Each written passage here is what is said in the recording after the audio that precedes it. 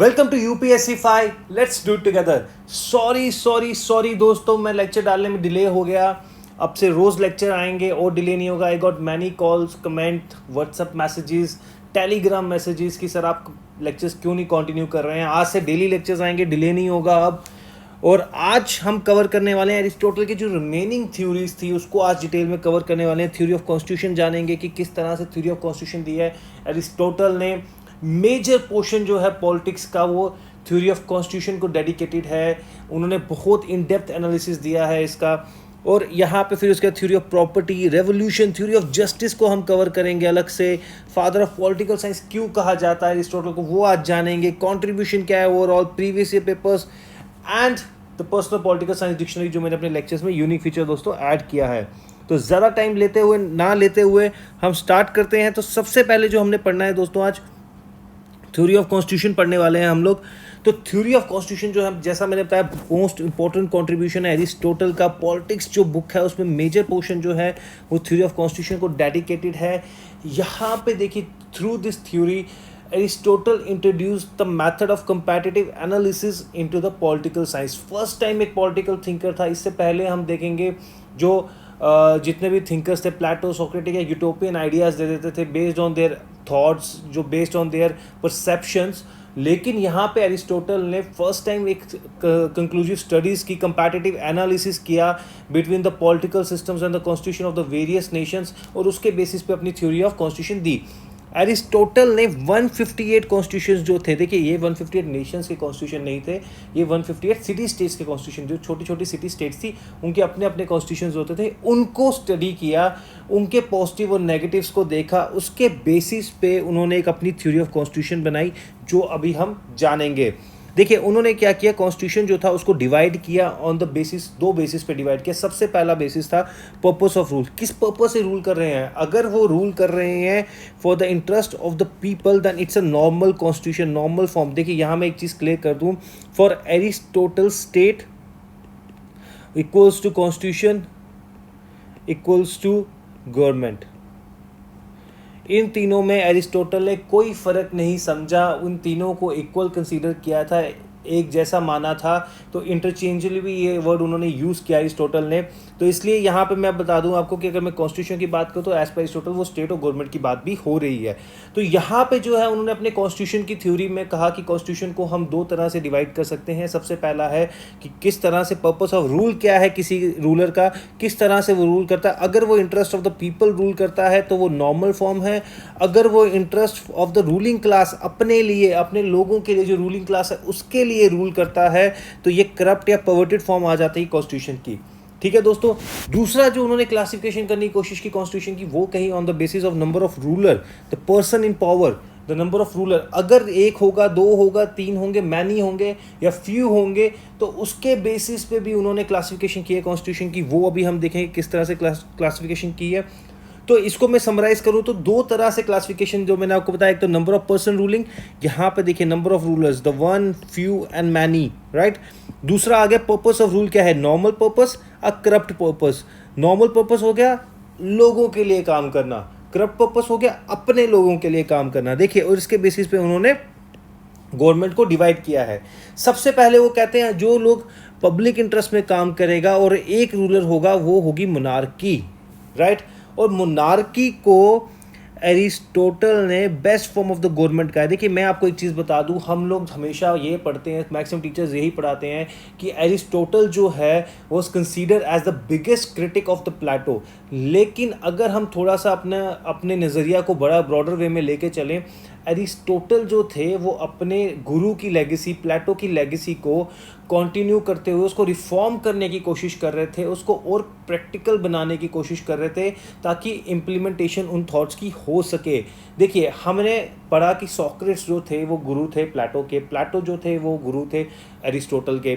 लेकिन सोक्रेट की जो लेगेसी थी वो प्लेटो ने कंटिन्यू की, उसकी theory of idea, theory of knowledge, theory of soul, कितनी थ्योरीज जो उनकी थी कि नॉलेज और state is a natural institution, कितने सारे कंसेप्ट जो सॉक्रेट के थे प्लेटो ने कंटिन्यू किए, उनकी लेगेसी को कंटिन्यू किया। और प्लेटो की जो लेगेसी थी वो कहीं ना कहीं एरिस्टोटल कंटिन्यू करते हैं। ये चीज़ आप देखिए, अभी मैं आपको बताऊंगा कैसे। देखिए जो एरिस्टोटल थे वो मानते थे मोनार्की जो थी it is the best form of the government. क्या है, एक पर्सन रूल कर रहा है और it is ruling in the interest of the people. कहीं ना कहीं ये बात कर रहे हैं फिलोसफर किंग की, राइट। ये बहुत इंपॉर्टेंट है आपको समझना। यही अगर आपकी अंडरस्टैंडिंग अच्छे से बनेगी दोस्तों, तो आप पेपर में कोई भी क्वेश्चन को बहुत अच्छे से रिप्रेजेंट कर पाएंगे, उसका आंसर लिख पाएंगे। और यहाँ पे देखिए जो प्लेटो का फिलोसफर किंग था, that was the rule of a one person and it was in the interest of the people, right. Virtuous person था, गलत सही में डिफरेंशिएट कर सकता था। एरिस्टोटल भी यही मानते थे कि monarchy is the best form of the government, लेकिन एरिस्टोटल ने यहाँ पे कहा कि मोनार्की जो है वो प्रैक्टिकेबल नहीं है। ऐसा बंदा मिलेगा ही नहीं जो इतना वर्चुअस है, जो राइट और रॉन्ग में डिफरेंशिएट करे और जो इतनी पावर होने के बाद भी लोगों के इंटरेस्ट में रूल करे, राइट। तो यहाँ कहीं ना कि वो फिलोसफर किंग को कंसेप्ट को अप्रिशिएट करते हैं, लेकिन एट द सेम टाइम दोस्तों वो कह देते हैं कि ऐसा प्रैक्टिकल नहीं है, ये यूटोपियन है, ऐसा बंदा नहीं मिल सकता है, राइट। तो जब मोनार्की जो है अपनी करप्ट फॉर्म में चली जाती है, जो सेल्फिश इंटरेस्ट लोगों की जगह अपने बारे में सोचने लग जाती है, टायरनी फॉर्म में चली जाती है, तो उसको टायरनी बोलते हैं। और टायरनी को एरिस्टोटल ने worst form of the government कहा है कि इससे बुरी फॉर्म ऑफ गवर्नमेंट नहीं हो सकती दोस्तों। जब फ्यू पीपल रूल करेंगे, जैसे रूल ऑफ इलीट क्लास हम देखते हैं, एरिस्टोक्रेसी जिसको बोलते हैं, लेकिन अगर वो लोगों के इंटरेस्ट में काम करेगा तो एरिस्टोक्रेसी हो जाएगी, अगर वो अपने लिए काम करेगा तो ओलिगार्की हो जाएगी। फिर रूल ऑफ मैनी मतलब मासिस का रूल आ जाता है। तो यहाँ पे उन्होंने कहा पॉलिटी जो है which is in the interest of the public but at the same time which is the rule of the many is the best form of the best practical form of the government. देखिए best form of the government monarchy है, लेकिन best practical form of the government जो है वो दोस्तों polity है as per Aristotle. Aristotle कहते हैं कि पॉलिटी जो मिडिल क्लास का रूल है, गोल्डन मीन का अपना जो उनका रूल होता है वो इंप्लीमेंट करते हैं। मैं अभी आपको डिटेल में बताने वाला हूँ। तो कहते हैं पॉलिटी सबसे बढ़िया फॉर्म है, लोगों के इंटरेस्ट में है और रूल ऑफ मैनी है, लेकिन जब वो सेल्फिश इंटरेस्ट के लिए काम करने लग जाए तो वो डेमोक्रेसी बन जाएंगी। और जैसा आप जानते हैं Plato was having the hatred towards the democracy, same अपनी गुरु की लेगेसी को फॉलो करते हुए एरिस्टोटल ने भी कह दिया कि भाई democracy is the second worst form of the government. जी हाँ दोस्तों, worst form of the government second worst. First कौन सी है? टायरनी। Second worst democracy. तो इस तरह से क्लासिफिकेशन, 6 फोल्ड क्लासिफिकेशन दी है एरिस्टोटल ने कॉन्स्टिट्यूशन स्टेट गवर्नमेंट की, आप कह सकते हैं। और ये मैंने आपको कहा on the basis of 2 rules, that is the number of the person ruling and the purpose of rule दोस्तों। तो बात करते हैं सबसे बेस्ट कॉन्स्टिट्यूशन स्टेट की, किसको कहा है उन्होंने? मोनार्की है, लेकिन प्रैक्टिकल नहीं है, प्रैक्टिकल इसको इम्प्लीमेंटेशन नहीं कर सकते। कहाँ से लाएंगे ऐसा बंदा? Philosopher king. कहाँ से 50 ईयर्स एजुकेशन इतना वर्चुअस बनाएंगे?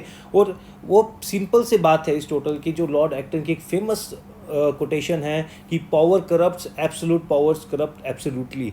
वही चीज़ यहाँ पे एरिस्टोटल कहीं ना कहीं बोलते हैं इनिशियली कि भाई पावर जो है वो एब्सोल्युटली करप्ट कर देगी। जब आप एक बंदे को सबसे ज़्यादा पावरफुल बना दोगे, ही इज़ अबव ऑल, सारे फाइनल डिसीजन इसके हाथ में है, तो पावर विल करप्ट हिम। तो it is bound to happen. और वो जो गवर्नमेंट है मोनार्की, वो डिग्रेड हो जाएगी टायरनी में। फिर टायरनी जो है वो सबसे worst form of the government है as per Aristotle. Second worst form of the government उन्होंने कहा है डेमोक्रेसी को। क्यों? साइकिल ऑफ चेंज है, एक गवर्नमेंट आती है, दूसरी गवर्नमेंट आती है। और देखिए एरिस्टोटल का मानना था कि एनी माइनर और मेजर चेंज दोस्तों, एनी माइनर और major change is a revolution. Status quo में बिलीव करते थे। देखिए बहुत बहुत बड़ी बात बता रहा हूं मैं आपको दोस्तों यहाँ पे, कि कोई भी माइनर चेंज हो या मेजर चेंज हो, it's a symbol of revolution as per Aristotle. तो यहाँ पे एरिस्टोटल डेमोक्रेसी को क्यों हेट्रेड रखते थे? एक उनका मानना था कि इसमें देखिए चेंज ऑफ गवर्नमेंट होती रहती है और it's a rule of many ignorant people. Masses में ट्रस्ट नहीं था। हमने जाना स्टार्टिंग में, जब हमने सिमिलैरिटीज पढ़ी प्लेटो एरिस्टोटल की, हमने देखा कि ना प्लेटो को मासिस में इंटरेस्ट था, ना एरिस्टोटल को मासिस में इंटरेस्ट था, दोनों को मासिस में इंटरेस्ट नहीं था। तो कह रहे हैं कि democracy is the rule of the poor people who are ignorant, right, because they don't have an education, they don't have that virtuous mind, reason dominate नहीं करता इन लोगों में, तो ये लोग जो है रूल नहीं कर सकते दोस्तों। तो अब हम देखते हैं, जो ये क्वेश्चन पूछा भी जाता है एग्जाम में, कि polity is the best practicable form of the government, ये एरिस्टोटल कहते हैं। और पॉलिटी जो है it's also describe as a fusion of oligarchy and the democracy. ये मैं आपको अभी बताऊंगा। देखिए मैंने आपको बताया दोस्तों कि एरिस्टोटल जो थे वो बिलीव करते थे कि golden mean is the golden rule, middle path में बिलीव करते थे, एक्सट्रीम में नहीं जाते थे। कहते थे we should not lose the best because of the extreme, right. अगर हम एक्सट्रीम में जाने के लिए अपना जो बेस्ट है या जो सबसे प्रैक्टिकल है, जो सबसे अपने आसपास जो हमारी चीज़ें हैं उसको हमें नहीं खोना है, बिकॉज हमें वो एक्सट्रीम जो आइडियल परफेक्शन की तरफ जाना है, उसके कारण जो बेस्ट अवेलेबल है हमारे पास उसको नहीं खोना है दोस्तों। जैसे हमने प्लेटो के थॉट्स में देखा, वो एक एक्सट्रीम यूटोपियन थॉट्स दे देते हैं और जो प्रैक्टिकल आज तक उनके कोई थॉट्स नहीं हो पाए, इसलिए उनको फादर ऑफ पॉलिटिकल साइंस का टैग भी नहीं मिला प्लेटो को। तो एरिस्टोटल यहाँ पे गोल्डन मीन रूल में बिलीव करते हैं और पॉलिटी उन्होंने इसी रूल पे बेस्ड किया कि गोल्डन मीन जो मिडिल पाथ है वही सबसे बेस्ट है और वही सबसे प्रैक्टिकल होता है दोस्तों। और दूसरी बात देखिए उन्होंने क्या किया, जो पॉलिटी है it is actually a fusion of oligarchy and democracy. देखिए ओलिगार्की हो गया rule of elite class, right, and democracy हो गया rule of poor people, masses, right. तो एरिस्टोटल जो थे वो मानते थे गोल्डन मीन जो इन दोनों के मिडल पाथ है, जो मिडल पाथ है इन दोनों का, उससे हमें रूल करवाना चाहिए, तभी सबसे best practicable form of government बन पाएगी। और मिडल में कौन आता है दोस्तों, middle class, right, middle class. तो polity is actually a rule of a middle class. देखिए तभी मैंने यहाँ पे ब्रैकेट में लिखा था मिडल क्लास, राइट, देखिए यहाँ मिडल क्लास लिखा था मैं ब्रैकेट में।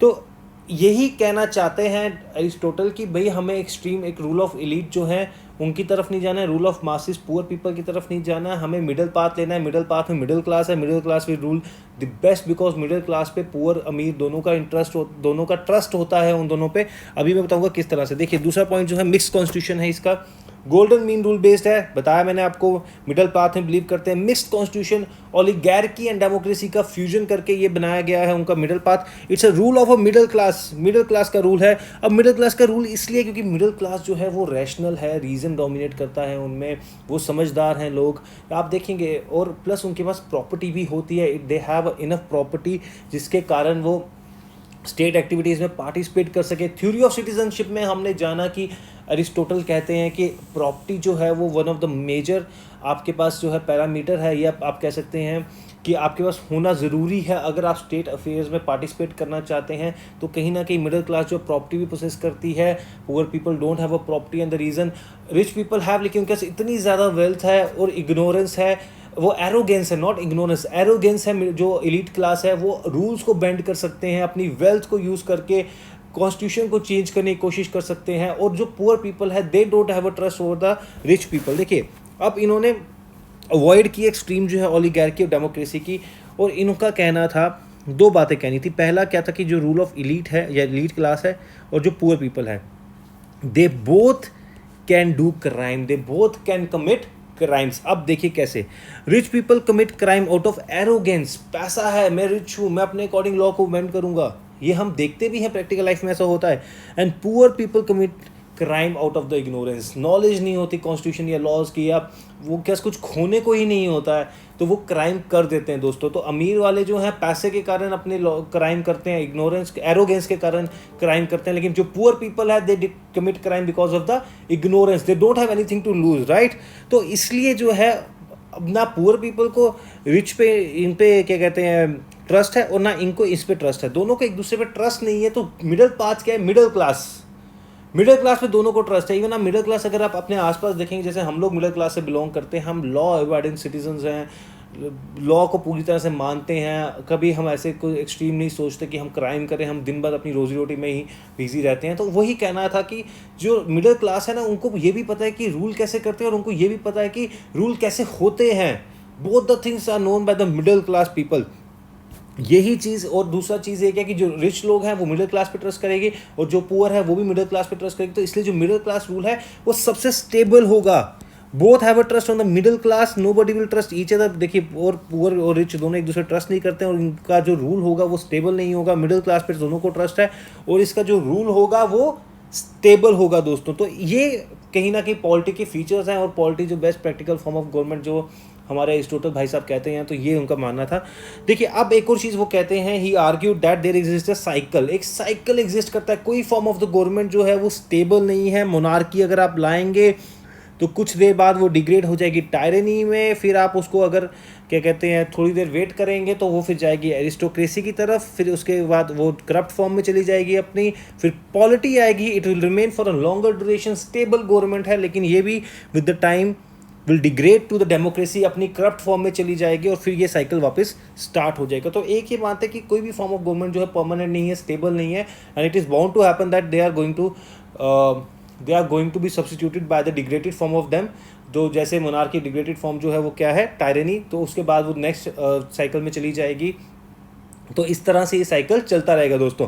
अब हम बात करते हैं दोस्तों थ्योरी ऑफ प्रॉपर्टी की, बहुत इंपॉर्टेंट थ्योरी ऑफ प्रॉपर्टी है। देखिए एरिस्टोटल ने जो थ्योरी ऑफ प्रॉपर्टी थी ना, वो क्रिटिसिज्म के लिए ही स्टार्ट, क्रिटिसिज्म नहीं मैं कहूँगा, मतलब एक किस्म से प्लेटो के जो थॉट्स है, जो कम्युनिज्म ऑफ उन्होंने प्रॉपर्टी दिया था, उसको अपोज करने के चक्कर में, और अपोज वर्ड भी गलत हो जाएगा, मतलब उसको रेक्टिफाई करने के चक्कर में कि भाई प्लेटो को बताना चाहते थे कि भाई प्रॉपर्टी जो है it is very important for individual and for the society as well.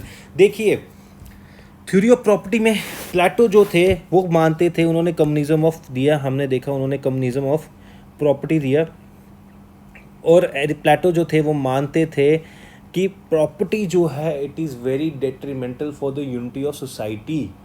भैया सोसाइटी में अगर आपको स्टेट में यूनिटी चाहिए लोगों में, तो प्रॉपर्टी का कंसेप्ट खत्म कर दो। दिस इज द आपको क्रक्स बताऊं जो प्लेटो मानते थे। और प्लेटो कहते थे कि प्रॉपर्टी जो है वो एक इकोनॉमिक पावर है, वो जो फिलोसफर किंग है वो जो फिलोसफर किंग है it will not run for the limited good, property या करप्शन इस तरफ नहीं जाएगा, और उसको प्रॉपर्टी की जरूरत भी नहीं है। There is a farmer class, producer class जो उसकी नीड्स वैसे ही पूरी कर रहा है, और उन्होंने इसलिए जो है प्रॉपर्टी का कंसेप्ट जो है अबॉलिश कर देते हैं प्लेटो। लेकिन एरिस्टोटल मानते हैं कि property is very important for the normal function of the household as well as the social growth. अगर आपको एक इंडिविजुअल की ग्रोथ चाहिए और इंडिविजुअल को अपने डे टू डे काम जो चलते हैं हमारे हाउस होल्ड के या हमारे अपने पर्सनल काम्स होते हैं लाइफ में, अगर हमें उसको स्मूथली चलाना है तो प्रॉपर्टी बहुत ज़रूरी है, और सोसाइटी की ग्रोथ करनी है तो उसके लिए भी प्रॉपर्टी बहुत ज़रूरी है दोस्तों। बाद में ये कहते हैं कि institution of property is good for individual as well as for the society, it gives individual encouragement to work, motivation का सोर्स है, राइट। एरिस्टोटल कहते हैं कि जो प्रॉपर्टी है it motivates a person to do better, और जब वो काम ज़्यादा करेगा तो obviously it will lead to a social progress, social growth. तो इंडिविजुअल की डेवलपमेंट के साथ सोसाइटल डेवलपमेंट भी हो रही है, तो प्रॉपर्टी दोनों पॉइंट ऑफ व्यू से बहुत इंपॉर्टेंट है, and it will donate to the social growth दोस्तों। प्रॉपर्टी रखना एक किस्म का self respect, pleasure, self love है। आपको देखिए जब आप प्रॉपर्टी रखते हैं ना, you have a some sense of कि भाई मेरे को एक अच्छा फील करते हैं आप लोग फील करते हैं कि यस एक सोशली आप रिकग्नाइजेशन होती है, आपकी सोसाइटी में रिकग्नाइजेशन होती है आपकी कि yes this person has done something good for the society, for himself, और ये बंदे ने अपनी एक अच्छी प्रॉपर्टी बनाई है दोस्तों। तो वो कहीं ना कहीं आपके लिए बहुत ज़रूरी है अगर आप लाइफ में ग्रो करना चाहते हैं। देखिए अगर आपको पता है कि मैंने ये 10 to 5 जॉब करनी है, मैं काम करूँ या ना करूँ मुझे उतनी ही सैलरी मिलनी है, उतनी ही प्रॉपर्टी मिलनी है, तो आप जो है अपना मिनिमल देंगे, राइट। अगर आपको पता है कि अगर मैं 10 to 5 में ये ज़्यादा प्रोडक्शन कर लूँ, ज़्यादा अच्छे से काम कर लूँ, मुझे ज़्यादा प्रॉपर्टी मिलेगी, then you will do a better, like आप अपना 100% डालेंगे वहाँ पे, और इससे क्या होगा आपकी अपनी पर्सनल ग्रोथ तो हो रही है दोस्तों, लेकिन साथ में सोसाइटल ग्रोथ भी होगी। It is for the improvement of the society. तो देखिए दोनों तरफ से एरिस्टोटल मानते थे कि प्रॉपर्टी को अबॉलिश करना सबसे गलत डिसीजन था प्लेटो का, राइट। तो अब देखिए अब वो उन्होंने 3 तरह से एक कंसेप्ट दिए। एक तो सबसे दिए टाइप ऑफ प्रॉपर्टीज़ कौन सी होंगी, 2 टाइप्स की प्रॉपर्टीज़ की बात करते हैं। एरिस्टोटल ने 2 टाइप्स में ग्रुप में डिफ्रेंशिएट किया है, पहला एनिमेट, दूसरा इन एनिमेट। एनिमेट में हो गया लिविंग बींग्स, स्लेव्स, एनिमल्स जिनको आप एक्शन में डाल सकते हैं, जिनसे आप काम करवा सकते हैं अपनी फर्दर। इन एनिमेट हो गया हाउस, लैंड एक्सेट्रा, ठीक है। तो इस तरह से 2 टाइप्स की प्रॉपर्टी में डिफ्रेंशिएट किया है एरिस्टोटल ने। उसके बाद सिस्टम ऑफ प्रोडक्शन, किस तरह से आप अपनी प्रॉपर्टी को प्रोडक्शन कर सकते हैं। देखिए 2 तरीके से एरिस्टोटल का मानना था, पहला जस्ट या नेचुरल, दूसरा अननेचुरल या अनजस्ट। देखिए ये 2 नेचुरल और जस्ट कौन सा होगा, जिसमें आप अपनी लेबर डाल रहे हैं, अपने एफर्ट्स डाल रहे हैं, ऑनेस्टी से कमा रहे हैं, मेहनत कर रहे हैं दिन रात उसके लिए, राइट। अनजस्ट हो गया आपने दूसरे बंदे के सर्कमस्टांसिस को एक्सप्लॉइट किया, उसकी मजबूरी का फ़ायदा उठाया और उससे कमाई की, तो वो अनजस्ट होगी, वो अननेचुरल होगी। देखिए यहाँ पे कहते हैं नेचुरल या just property is the product of one's own labour, right. वो अननेचुरल या अनजस्ट होगी, वो क्या होगा, it is earn by the unfair means, right, such as money lending too is wrong. आप किसी को पैसे उधार देते हैं हाई इंटरेस्ट रेट पे, उसकी मजबूरी का फ़ायदा उठाते हैं because of exploiting the circumstances of someone in distress, right. तो इसलिए दो तरह से देखिए, अभी हमने पढ़ा टाइप्स ऑफ प्रॉपर्टी, हम और दूसरा पढ़ा सिस्टम ऑफ प्रोडक्शन, किस तरह से आप प्रोडक्शन अपनी प्रॉपर्टी को यूज़ कर सकते हैं और कमा सकते हैं पैसा, ठीक है। अब आता है सिस्टम ऑफ डिस्ट्रीब्यूशन, बहुत इंपॉर्टेंट है दोस्तों ये। इसी पे सारी प्रॉपर्टी ऑफ थ्योरी जो है फोकस थी एरिस्टोटल की, डिस्ट्रीब्यूशन, कि किस तरह से हम प्रॉपर्टी जो है among society and an individual property को डिस्ट्रीब्यूट कर सकते हैं। बहुत इंपॉर्टेंट, 3 तरीके देते हैं, ठीक है। 3 तरीके से वो बोलते हैं, कहते हैं there is a 3 ways we can distribute the property. First is the common ownership and the common use. Reject कर देते हैं यहाँ पे। अब मैं बताऊंगा कौन सा प्रपोज हम अभी डिटेल में देखेंगे, पर 3 पहले आप देखिए सिस्टम ऑफ डिस्ट्रीब्यूशन जो प्रॉपर्टी है between the individual and the society 3 तरह से हो सकती है। पहला हो गया कॉमन यूज, कॉमन प्रॉपर्टी, कि भाई सबकी प्रॉपर्टी है, सब यूज करेंगे। पहले एरिस्टोटल ने ये रिजेक्ट कर दिया। एरिस्टोटल कहते हैं ये नहीं, सबसे एक्सप्लॉइटेटिव, मतलब ये नहीं पॉसिबल है, प्रैक्टिकल ही नहीं है ये। दूसरा वो कहते हैं common ownership and individual use, इसको उन्होंने सबसे ज्यादा एक्सप्लॉइटेटिव माना है। एरिस्टोटल ने कहते हैं कि सबकी प्रॉपर्टी होगी लेकिन हर एक अपना इंडिविजुअली यूज कर पाएगा, सबसे एक्सप्लॉइटेटिव है। प्रैक्टिकल तो है लेकिन एक्सप्लॉइटेटिव। देखो जैसे अफ्रीका में क्या होता है, कुछ लीडर्स हैं, ठीक है, इतने रिसोर्सेज है नेशन के पास, इतना है, सबको कहते हैं कि ये भाई कॉमन ऑनरशिप है, हम सबके हैं, लेकिन इंडिविजुअल यूज़ करेंगे। कई लोगों ने अपने पास ज़्यादा रख लिया है, कई लोगों ने किसी को कुछ भी नहीं दिया है। तो कॉमन ऑनरशिप तो है, सब कुछ सबका है, लेकिन इंडिविजुअल यूज़ हर एक अपने अपने लिए अलग से उसमें डिवाइड कर लेगा, लेकिन property belongs to the state. तो ये चीज़ देखिए यहाँ पे ये भी रिजेक्ट कर दी। जो सबसे एरिस्टोटल मानते सबसे बढ़िया तरीका प्रॉपर्टी डिस्ट्रीब्यूशन का, system of distribution for the property is individual ownership and the common use, ये वाला प्रपोज किया था उन्होंने। कौन सा सपोर्ट किया? Individual ownership and the common use. दोस्तों कहते हैं कि आप मेहनत करें, आपकी प्रॉपर्टी, आपको मोटिवेशन मिलती है प्रॉपर्टी से, ठीक है। पहले दो में तो इंडिविजुअल ऑनरशिप है ही नहीं, कॉमन ऑनरशिप है, आप क्यों एक्स्ट्रा एफर्ट्स डालेंगे? आपको पता है जब प्रॉपर्टी जो है स्टेट की है, वो एरिस्टोटल कहते हैं thing belongs to the everyone, actually does not belongs to anyone. जब सबकी चीज़ होती है वो किसी की चीज़ नहीं होती है, उसका कोई ध्यान नहीं रखेगा, उसकी प्रॉपर्टी की मेंटेनेंस नहीं होगी, आपकी इंडिविजुअल सोर्स ऑफ मोटिवेशन नहीं मिलेगा, आप ग्रो कैसे करेंगे? आपके मोटिवेशन का सोर्स ही नहीं है। इंडिविजुअल ऑनरशिप में आपका सोर्स है मोटिवेशन के भी, भाई मैं मेहनत करूंगा, एक्स्ट्रा कमाऊंगा, लेकिन अब आप क्वेश्चन उठाएगा कि कॉमन यूज़ कैसे करेंगे। देखिए आपको पता है आपके पास सपोज 50 एकड़ ऑफ ज़मीन है, राइट। आपको पता है कि मेरे को अपना घर बनाने के लिए 10 काफ़ी है, बाकी 40 जो है I can open a park, I can put it for the social use, public use, मैं लोगों की एफर्ट्स में डालूंगा, सो आपको सोशल रिकग्नाइजेशन मिलेगी, सोसाइटी में आपका रुतबा बढ़ेगा, नाम। जैसे हमारे यहाँ देखिए बड़े बड़े एंटरप्रेन्योर्स, बिजनेसमैन हैं, वो अपने नाम पे हॉस्पिटल्स खोलते हैं, अपने नाम पे चैरिटेबल ट्रस्ट खोलते हैं, अपने क्या कहते हैं पार्क्स खोलते हैं, फ्री ऑफ कॉस्ट लोगों के लिए रख देते हैं। सोशल देखिए इंडिविजुअल ऑनरशिप है लेकिन यूज़ कॉमन है, लोगों के लिए खोल दिया, लोग यूज़ करेंगे उसको, और इससे क्या होता है आपको एक सोशल रिकग्नाइजेशन मिलती है, आपको एक मोटिवेशन मिलती है, मैं और कमाऊँ और सोसाइटी के लिए, आपकी एक, and it is also your sense of responsibility towards the society. देखिए हमने जब थ्योरी ऑफ स्टेट पढ़ा स्टार्टिंग में, हमने जाना किस तरह से इंडिविजुअल जो था वो फैमिली की तरफ था, तो फैमिली से निकल के इंडिविजुअल जो है सोसाइटी की तरफ जाता है to fulfil its societal needs, right. अब सोसाइटल नीड्स फुलफिल करने के लिए जब वो सोसाइटी में जाता है दोस्तों, तो सोसाइटी उसको हेल्प करती है एक अच्छी लाइफ जीने में, राइट, उसकी नीड्स पूरी करती है सोसाइटी। तो इंसान का ये फ़र्ज़ बन जाता है एज पर एरिस्टोटल कि इंडिविजुअल का ये फ़र्ज़ बन जाता है वो सोसाइटी को वापस कुछ दे, तो आपकी सोसाइटल रिस्पॉन्सिबिलिटी भी कुछ है। तो इसलिए प्रपोज वाला जो था सबसे best form of the government मानते हैं, सबसे best form of system of distribution मानते हैं एरिस्टोटल। देखिए पहले मैंने बताया common ownership common use reject कर देते हैं Aristotle, neither good for the property not for the society, ना आपको और not even not for the individual, motivation ही नहीं है, प्रोडक्टिव नहीं होगा, आपको कोई सबकी चीज़ है, भाई मैं क्या कर लूँगा एक्स्ट्रा डाल के, सब कर रहे हैं, चलते हैं तो जैसे चल रहा है, right. Things belong to everyone, actually belongs to no one.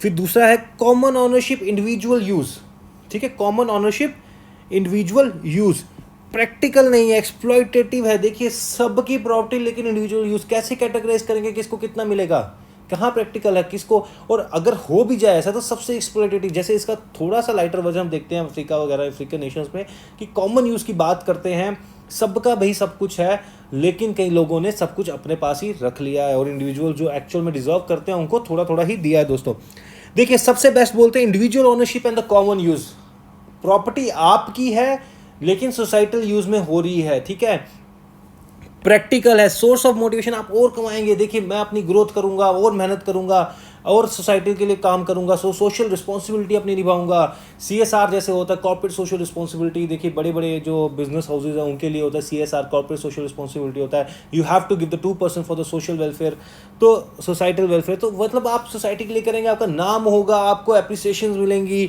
एक सेंस ऑफ अचीवमेंट मिलेगी, प्रोडक्टिविटी भी एनहांस होगी बिकॉज वो आपकी इंडिविजुअल ऑनरशिप है, आप प्रॉपर्टी भी अच्छे से मेंटेन करेंगे। तो एरिस्टोटल इस सिस्टम ऑफ डिस्ट्रीब्यूशन को सबसे बढ़िया मानते थे। कहते थे person should have a moderate wealth, extreme wealth नहीं होनी चाहिए भैया आपके पास, and person should contribute for wellbeing of others also, right. तो we are doing it through कैसे, अपनी इंडिविजुअल प्रॉपर्टी को कॉमन यूज में लगा के। Society play a very important role in the life of a man, so life should contribute towards the society also. Gandhian idea of trusteeship में believe करते थे, ये गलत है यहाँ छोड़िए, गांधीयन आइडिया ऑफ ट्रस्टशिप में बिलीव करते थे। देखिए बिलीव नहीं करते थे, इससे ये आइडियाज जो है कहीं ना कहीं मैच करते हैं। गांधी जी कहते थे कि जो अमीर लोग हैं उनके पास जो सरप्लस वेल्थ है वो सोसाइटी या सोशल वेलफेयर में लगा देना चाहिए। कहीं ना देखिए आप ये चीज़ अगर अपने आंसर में लिखेंगे बहुत अच्छे मार्क्स मिलेंगे। आप लिखेंगे कि Aristotle system of distribution of property is some, we can do comparison of it with the Gandhian trusteeship idea, right. Because Gandhian trusteeship जो थ्योरी थी उसमें वो कहते थे कि जो सरप्लस वेल्थ है अमीरों के पास, आप सोशल वेलफेयर में लगाए, लोगों के लिए भला करें। तो कहीं ना कहीं एरिस्टोटल भी तो वही कह रहे हैं, individual use common, individual property in common use. आपकी प्रॉपर्टी एक सरप्लस जो है आप लोगों की मदद करने में लगा दिए। तो ये आइडिया हमारा गांधीयन आइडिया ऑफ ट्रस्टशिप से मैच होता है, ये अपने आंसर में यूज़ कर सकते हैं, बहुत अच्छे मार्क्स मिलेंगे दोस्तों। अब हम देखते हैं, अब हम थोड़ा आगे चलते हैं। अब जो हमें फोकस करना है दोस्तों, थ्योरी ऑफ रेवोल्यूशन, बहुत बहुत इंपॉर्टेंट है, बहुत इंपॉर्टेंट थ्योरी ऑफ रेवोल्यूशन। देखिए जो एरिस्टोटल है ना, एरिस्टोटल को फादर ऑफ पॉलिटिकल साइंस इसलिए कहा जाता है क्योंकि उन्होंने कंपैरेटिव एनालिसिस लाया हमारे पॉलिटिकल साइंस में। First one two introduce the comparative politics या कंपैरेटिव एनालिसिस, इंडक्टिव मेथड लाया। देखिए इंडक्टिव मेथड्स क्या होते हैं, दो तरह के मेथड होते हैं, एक होता है डिडक्टिव दोस्तों, एक होता है इंडक्टिव। डिडक्टिव मैथडोलॉजी में क्या होता है, जो प्लेटो ने यूज़ किया, डिडक्टिव मैथडोलॉजी में प्लेटो ने ये किया कि पहले आपने क्या किया, कोई फैक्ट्स या कोई थ्योरी या कुछ एनालिसिस नहीं किया आपने सीधा कह दिया कि अगर फिलोसफर किंग आएगा तो मेरी स्टेट आइडियल बन जाएगी। कोई फैक्ट्स, कोई एनालिसिस, कोई verifications, nothing.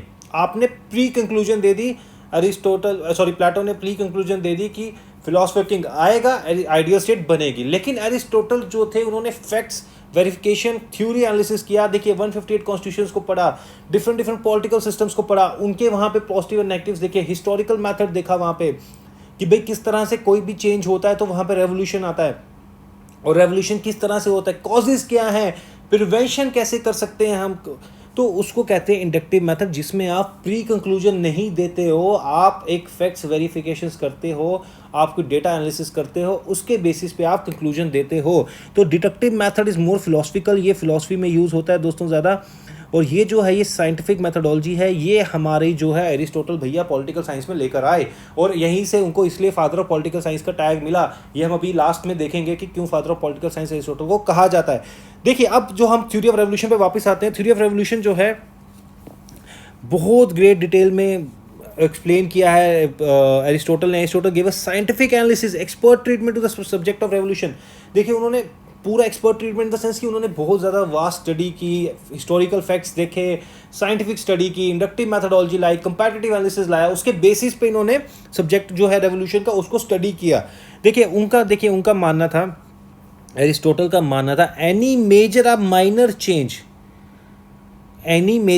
Minor change in the constitution such as, कोई भी कॉन्स्टिट्यूशन या कोई भी स्टेट में, आपका कॉन्स्टिट्यूशन गवर्नमेंट और जो स्टेट थी वो एक ही मानते थे एरिस्टोटल। तो वो कह रहे हैं कि कॉन्स्टिट्यूशन में या किसी मोनार्की, ओलिगार्की या किसी भी टाइप ऑफ गवर्नमेंट में अगर हल्का सा माइनर चेंज हो या मेजर चेंज हो, ये हमारा रेवोल्यूशन कहलाया जाएगा। दूसरा क्या हो गया, सेकेंडली वो कहते हैं it implies a change in the ruling power, even though अगर जो देखिए गवर्नमेंट और कॉन्स्टिट्यूशन में चाहे कोई चेंज ना हो, लेकिन आपकी रूलिंग पावर में चेंज हो गया है। 2014 तक Congress was ruling and then there was a smooth transition of power to the next ruling party BJP. तो अगर आपका ट्रांजिशन भी हो रहा है रूलिंग पावर में, चाहे आपके कॉन्स्टिट्यूशन में कोई चेंज नहीं हुआ है, आपकी गवर्नमेंट में कोई चेंज नहीं हुआ है, आपकी जो पॉलिटिकल सिस्टम है उसमें कोई चेंज नहीं हुआ है, उसके बाद भी अगर रूलिंग पावर में हल्का सा भी चेंज हो जाए तो it is a revolution. He further stated that revolution direct हो सकता है या इनडायरेक्ट हो सकता है, दोनों तरीके से हो सकता है। देखिए आप, ऐसा नहीं है कि रूलिंग पावर चेंज होगी डायरेक्टली, अगर रूलिंग पावर में बंदे जो हैं वो भी चेंज हो जाएं तो that is also revolution. Indirect direct दोनों तरीके से हो सकता है। या कोई इनडायरेक्टली आप किसी पॉलिटिशियन को इफेक्ट कर रहे हैं, उसके कुछ सिस्टम स्ट्रक्चर को चेंज कर रहे हैं, चाहे आप उसमें जो बंदे हैं उनको चेंज ना करें, जो पर्सन्स हैं जो अपनी पोजीशंस पे उनको चेंज ना करें, उनका स्ट्रक्चर ही चेंज कर दे किसी पॉलिटिकल इंस्टीट्यूशन का, that will also amount to revolution as per Aristotle. Last कहते हैं सबसे इंपॉर्टेंट जो लाइन है उनकी, भाई इनइक्वालिटी जो है it is the cause of a revolution everywhere, it is the cause of a revolution everywhere. और लास्ट में ये जो है अपने थॉट्स को कंजर्वेटिव बनाते हैं, अपने आप को कंजर्वेटिव हैं। हमने पढ़ा कि जो प्लेटो थे वो रेडिकल थे, बहुत चेंजेस लाना चाहते थे, लेकिन जो एरिस्टोटल थे कंजर्वेटिव थे, स्टेटस को भी बिलीव करते थे, कहते थे कि भाई जो जैसा प्रेजेंट सिस्टम है वैसा ही चलना चाहिए, वुमेन को फ्रीडम नहीं मिलनी चाहिए। जैसा प्लेटो कहते थे कि उनको ऑफिस में पब्लिक ऑफिस भी होल्ड करने चाहिए वुमेन को, तो एरिस्टोटल उसके अगेंस्ट थे, कंजर्वेटिव थे, स्टेटस को भी बिलीव करते थे, स्लाइटेस्ट चेंज को भी रेवोल्यूशन मानते थे। तो और प्लस एक चीज़ कहता था कि inequality not in the sense of gender inequality, but हाँ in the sense of political economic social inequality अगर आप करोगे तो उसके बेसिस वो भी रेवोल्यूशन कहलाया जाएगा दोस्तों। तो देखिए अगर मैं इसको समअप करूं, एरिस्टोटल का रेवोल्यूशन से क्या मीनिंग था, चेंज, अगर सेट ऑफ रूलर्स चेंज हो रहे हैं, पॉलिटिकल नेचर जो है वो चेंज हो रही है, तो अगर आपकी पॉलिटिकल इंस्टेबिलिटी आ रही है, पॉलिटिकल ट्रांसफॉर्मेशन भी हो रही है, वो भी आपका क्या कहते हैं रेवोल्यूशन है। अगर वायलेंस, डिस्ट्रक्शन और ब्लड शेड, वो तो रेवोल्यूशन है ही है, ठीक है। He was advocate of the status को, जो प्रेजेंट सिनेरियो उसमें बिलीव करते थे, कोई भी तरह का चेंज नहीं चाहते थे, did not want any political change. कहते थे पॉलिटिकल का अगर कोई चेंज होगा it will B catastrophic and the violent होगा अपनी जो सोसाइटी है या अपने पॉलिटिकल सिस्टम के लिए। और कहते थे कि भाई दो तरह के इन्होंने कॉजेज़ दिए कि किस तरह से हमारे कॉजेज़ जो हमारा रेवोल्यूशन है वो हो सकता है, एक तो जनरल कॉजेज़, एक उन्होंने दिए पर्टिकुलर कॉजेज़।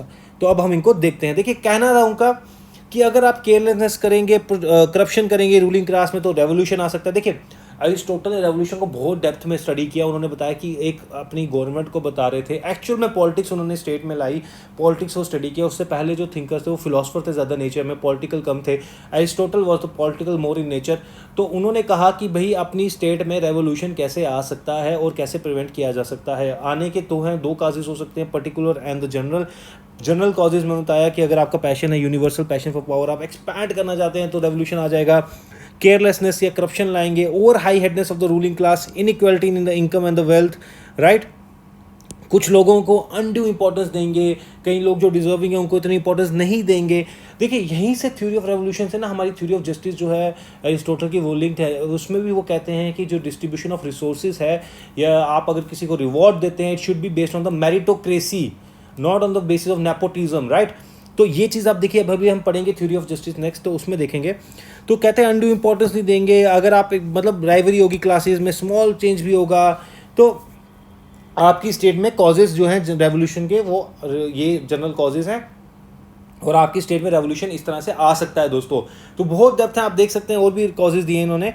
तो अब इन्होंने जो पर्टिकुलर रिजाइम स्पेसिफिक की कौन सी अगर पॉलिटिकल सिस्टम होगा तो उसमें क्या कॉज बन सकता है रेवोल्यूशन का, वो अब देखिए। ओलिगार्की होगी तो poor will conspirate against the rich, right, and rich will neglect the poor. Oligarchy मैंने बताया रूल ऑफ एलीट क्लास, वो लेकिन अपने रूलिंग क्लास के इंटरेस्ट होगा, लेकिन वो पुअर को निग्लेक्ट करें, अपने लिए सोच रहे हैं, तो पुअर जो है वो कॉन्स्पिरेट करेगा against the rich people, right. Democracy, अब डेमोक्रेसी में एक क्या होता है, डेमोगोगिक लीडर, मतलब कि आप एक ऑल पावरफुल लीडर सेलेक्ट कर लेंगे, वो अपने अकॉर्डिंग कॉन्स्टिट्यूशन को चेंज करेगा, अपने अकॉर्डिंग चलाएगा, और फाइनली वहाँ पे टायरेनी इस्टेब्लिश कर देगा एक किस्म की। अगर टायरेनी और एरिस्टोक्रेसी होगी तो सबसे बड़ा कॉमन कॉज जो है इसमें क्या है, इनइक्वालिटी। तो उन्होंने देखिए जब एरिस्टोटल ने जनरल कॉजेज दिए, उसमें एक चीज़ उन्होंने बोला कि inequality everywhere is the cause for the revolution. देखिए कितनी बड़ी बात कर दी। आज भी हम देखते हैं इनइक्वालिटी जो है, अगर जो वेल्थ डिस्ट्रीब्यूशन है हम देखते हैं लोगों में, वो अभी तक इक्वल नहीं हो पाई है, काफ़ी डिफरेंस है अमीरों और गरीबों में, वो रेवोल्यूशन का कॉज बनता है।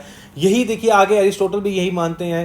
एरिस्टोटल के इसी थॉट्स को आगे कार्ल मार्क्स भी कहते हैं, जो इनइक्वालिटी है between the working class and the producer class, जो सॉरी आपकी इंडस्ट्रियलिस्ट क्लास है, जो बिजनेस क्लास है, उसके बीच में जो वर्किंग या लेबर क्लास है, उनमें जो इनकम जो है वो इनइक्वालिटी जो है, it is the cause of the revolution, और एक वायलेंट रेवोल्यूशन आएगा और जो वर्किंग क्लास है वो ओवरथ्रू कर देगी इंडस्ट्रियलिस्ट को और वहाँ पे अपना रूल इस्टेब्लिश करेगी। कार्ल मार्क्स का भी यही कहीं ना कहीं मानना था। देखिए मोनार्की में वो कहते हैं कि फैमिली कॉन्स्पिरेसी है, जेलसी। मोनार्की पता है आपको हेरिडिटरी होता है नेक्स्ट पोजीशन पे आना, जो आपका बेटा है वही हेरिडिटरी आपको किंग बनेगा, नेक्स्ट जो किंग होगा क्वीन होगा, हेरिडिटरी पोजीशन होती है ये। तो इसमें फैमिली में ही कॉन्स्पिरेसी रहेगी, जेलसी रहेगी।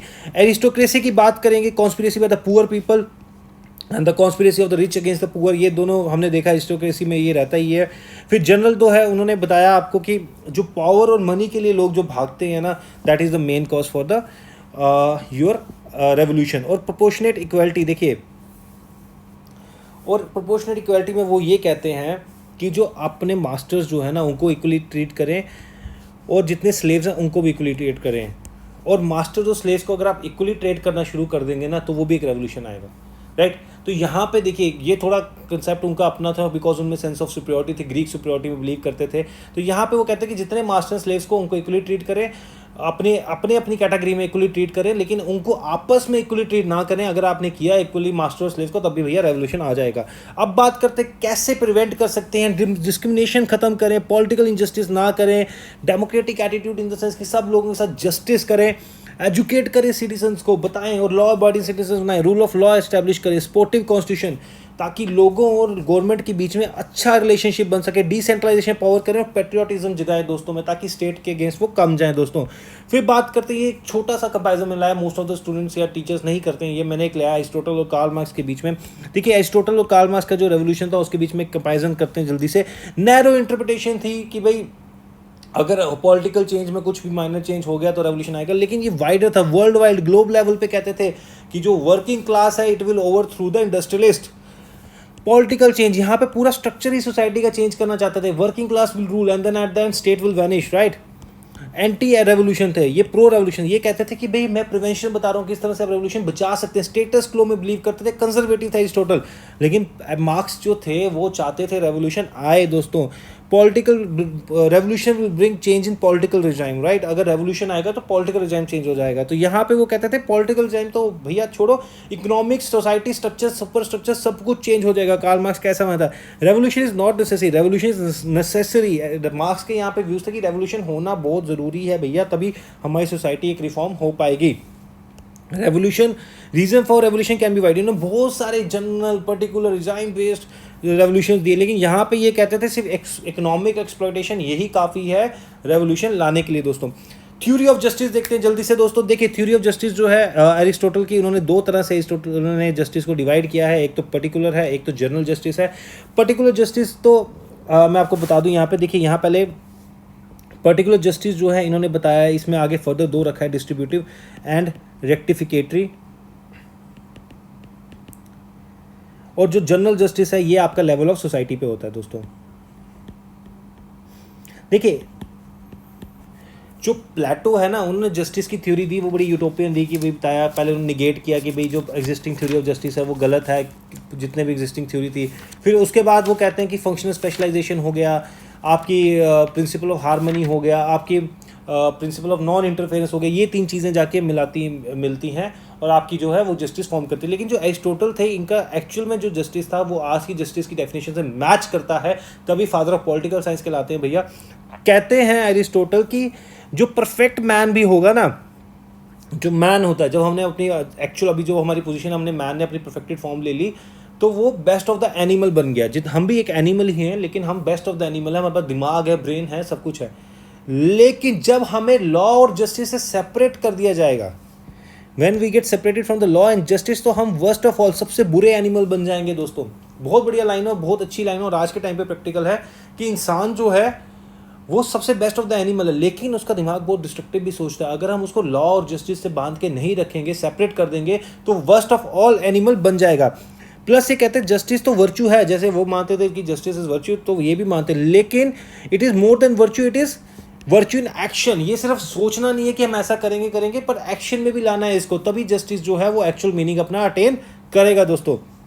जो रॉस थिंकर थे वो कहते थे कि एरिस्टोटल ने ना जो जस्टिस है उसको दो तरह से देखा है। देखिए, बाय जस्टिस एरिस्टोटल मेंट या वो कहना चाहते थे कि एक तो लॉफुल होना, एक तो फेयर और इक्वल होना। देखिए दो चीज़ें यहाँ पे जस्टिस से, एक तो लॉफुल होना और एक फेयर एंड इक्वल होना। और ये हम आज जानेंगे जो थ्योरी ऑफ जस्टिस में उन्होंने दो कैटेगराइजेशन दी है, पर्टिकुलर जस्टिस और जनरल जस्टिस। पहले मैं आपको थोड़ा जनरल जस्टिस के बारे में यहीं पे बता देता हूँ। लेवल ऑफ सोसाइटी की बात होती है, कहते हैं देखिए जनरल जस्टिस के लिए अरिस्टोटल मानते हैं कुछ पर्टिकुलर हमें लॉ नहीं चाहिए, कोई हमें स्पेसिफिक लॉज या इन्वॉल्वमेंट ऑफ स्टेट नहीं चाहिए। It is based on the community's sense of right or wrong. It is shaped by the norms, values, custom, tradition. और इसमें कोई स्पेसिफिक रिक्वायरमेंट ऑफ स्टेट नहीं है। तो ये जनरल जस्टिस जो हो गया हमारा, ये हमारे societal right, societal norms, values, customs, traditions, तो ये सब दोस्तों हमारा societal norms, value, tradition, justice, ये सब हमारा जनरल जस्टिस में आता है। और इसमें कम्युनिटी, आप इन शॉर्ट कह सकते हैं कम्युनिटी सेंस ऑफ राइट और रॉन्ग, इसमें हमें कोई स्पेशल इंटरफेरेंस ऑफ स्टेट नहीं चाहिए। बात करते हैं पर्टिकुलर जस्टिस की। पर्टिकुलर जस्टिस जो है वो दो तरह से डिवाइड हो सकता है, डिस्ट्रीब्यूटिव एंड रेक्टिफिकेटिव। देखिए डिस्ट्रीब्यूटिव जो है वो सोर्स ऑफ, आप कह सकते हैं कि उसमें डिस्ट्रीब्यूशन ऑफ रिसोर्सेज से लिंक्ड है कि किस तरह से हम पॉलिसी, पब्लिक पॉलिसी या सोशल जस्टिस एस्टैब्लिश करते हैं सोसाइटी में, किस तरह से हम अपने रिसोर्सेज को डिस्ट्रीब्यूट करते हैं अमंग पीपल। और अगर वो सही तरह से नहीं होगा तो it will be one of the cause for the revolution दोस्तों। तो यहाँ पे क्या कहते हैं, जैसे कि reward a person in proportion to his contribution, right. अब पर्सन के कंट्रीब्यूशन के अकॉर्डिंग उसको रिवॉर्ड करना, राइट। अगर उसने दो बंदे हैं, दोनों ने सेम काम किया सोसाइटी के लिए, आप एक को 10,000 रिवॉर्ड दे रहे हैं, एक को 20,000 रिवॉर्ड दे रहे हैं, तो वहाँ पे डिस्ट्रीब्यूशन ऑफ रिसोर्सेज इक्वल नहीं हो रहा है। तो जब आप डिस्ट्रीब्यूशन ऑफ रिसोर्सेज इक्वली करेंगे एज पर द मेरिटोक्रेसी, देखिए यहाँ पे मेरिटोक्रेसी का कंसेप्ट आ रहा है।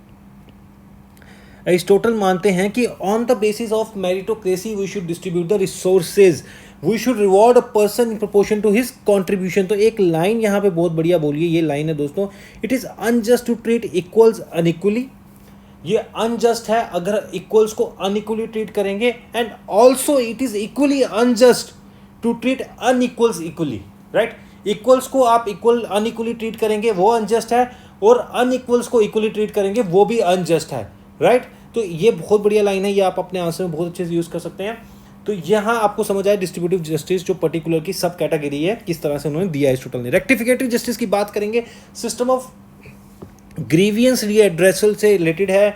और यहाँ पे बात करते हैं पेनल्टी से रिलेटेड कि भाई जो पेनल्टी है किसी इंडिविजुअल को वो उस हिसाब से मिलनी चाहिए जितना उसने हार्म किया है सोसाइटी को। सपोज दो बंदे हैं, दोनों ने मर्डर किया है, एक को 10 साल की जेल दे रहे हैं आप, और एक को उम्र कैद की जेल दे रहे हैं आप। तो दोनों में देखिए आप जो है पेनल्टी जो है सही नहीं दे रहे हैं। प्रिंसिपल ऑफ प्रोपोर्शन की बात कर रहे हैं कि आपको जो पेनल्टी देनी है it should be based on the crime जो है उसकी, दोनों की जो आप देखेंगे सेंसिटिविटी है, उसका जो लेवल देखेंगे क्राइम का वो कितना है, तो उसके बेसिस पे ही आपको उसको पनिशमेंट देनी है। दोनों लोगों ने, अगर दो लोगों ने मर्डर किया, दोनों को फांसी मिलनी चाहिए, एक को कम एक को ज़्यादा नहीं। तो penalty should be in proportion to the harm done by the person, okay. तो ये चीज़ की रेक्टिफिकेटिव जस्टिस में आ जाता है। अब बात करते हैं कि एरिस्टोटल को फादर ऑफ पॉलिटिकल साइंस क्यों कहा जाता है। भैया जो हमने अभी तक पढ़ा वो सब इसलिए सबके लिए कहा जाता है। आपने देखा कितने बढ़िया थिंकर थे एरिस्टोटल। इम्पीरिकल स्टडीज़ जो ली अंडरस्टैंडिंग पॉलिटिक्स में, पुराने जो फैक्ट्स थे, वेरिफिकेशंस लाई इन्होंने, 158 कॉन्स्टिट्यूशन को स्टडी किया, कंपैटिटिव पॉलिटिक्स को, हिस्टोरिकल मेथड को पॉलिटिकल स्टडी में एरिना में इन्होंने इंट्रोड्यूस किया, हिस्टोरिकल मेथड, कंपैटिटिव स्टडी। इससे पहले यूटोपियन थॉट फिलोसफर, ऐसा होगा तो हो जाएगा वैसा, वैसा होगा तो वैसा हो जाएगा। नहीं भैया, मैंने 158 कॉन्स्टिट्यूशन को स्टडी किया, एरिस्टोटल कहता मैंने 158 कॉन्स्टिट्यूशन को स्टडी किया, कंपैटिटिव एनालिसिस किया है, और उसके बेसिस पे बता रहा हूँ अगर ऐसा होगा तो वैसा होगा। मेरे पास फैक्ट्स है, प्रूफ है मेरे पास। और अनलाइक हिज टीचर प्लेटो, रियलिस्टिक अप्रोच इन्होंने अडॉप्ट की पॉलिटिकल कंसेप्ट को डिस्क्राइब करने के लिए। कोई यूटोपियन कंसेप्ट नहीं दिए इन्होंने। प्लेटो अ ग्रेट ग्रीक फिलोसफर, लेकिन आइडियलिस्ट थे, यूटोपियन थे, प्रैक्टिकल थॉट नहीं थे। आज भी देखिए हमने जो पढ़ा एरिस्टोटल के, कितने प्रैक्टिकल थॉट्स हैं, आज के टाइम पे भी इंप्लीमेंट होते हैं। He is considered as the pioneer of the inductive methodology. मैंने आपको बताया दो तरह की मेथोडोलॉजी होती है, डिडक्टिव एंड इंडक्टिव। इंडक्टिव में जिसमें वेरिफिकेशंस करते हैं, उसके बेसिस पे आप कंक्लूजन देते हैं। डिडक्टिव में क्या होता है, प्री कंक्लूजन्स हैं, अगर ऐसा होगा तो वैसा हो जाएगा, आइडियल स्टेट बन जाएगी अगर फिलोसफर किंग आएगा, प्री कंक्लूजन है भाई। तो he is entitled as the first political scientist because इन्होंने साइंटिफिक अप्रोच अपनी स्टडीज में लाई। Scientific approach, verification of facts, data analysis सब लाया अपनी. Before him all the political study was speculative, philosophical, artistic, imaginative, utopian, right.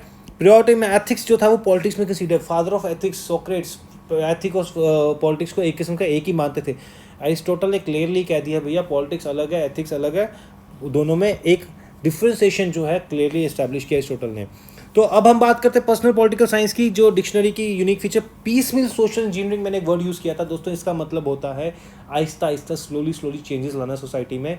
आप देखिए जो आपके प्लेटो थे वो एकदम एक्सट्रीम चेंज चाहते थे, रेडिकल थिंकिंग थी, राइट.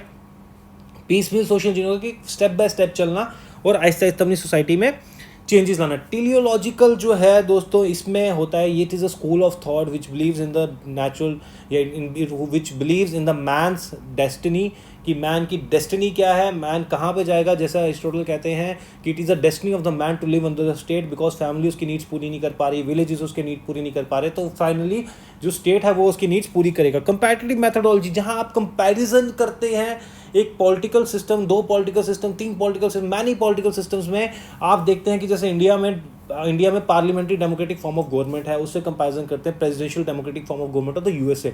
दोनों को कंपैरिजन पॉलिटिकल सिस्टम में जब आप करते हैं, आप देखते हैं कि इसमें क्या पॉजिटिव है, क्या नेगेटिव है, किस तरह से एक अपना इंप्रूव कर सकते हैं. तो आप एक कंपैरेटिव एनालिसिस कर रहे हैं. पॉलिटिकल सिस्टम का कंपैरेटिव एनालिसिस होता है, इकोनॉमिक्स का कंपैरेटिव एनालिसिस होता है, सोसाइटीज़ का कंपैरेटिव एनालिसिस होता है, पॉलिटिकल इंस्टीट्यूशंस का कंपैरेटिव एनालिसिस होता है. तो it's a very good methodology which was introduced by Aristotle in the political science.